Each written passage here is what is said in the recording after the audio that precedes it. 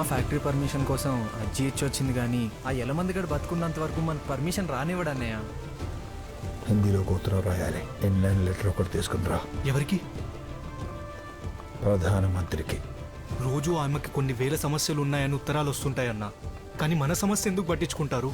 మనకి సమస్య ఉందని చెప్తే ఎవడో పట్టించుకోవడం. అదే మనమే సమస్య అయితే వాళ్లే మనల్ని వెతుక్కుంటూ వస్తారు.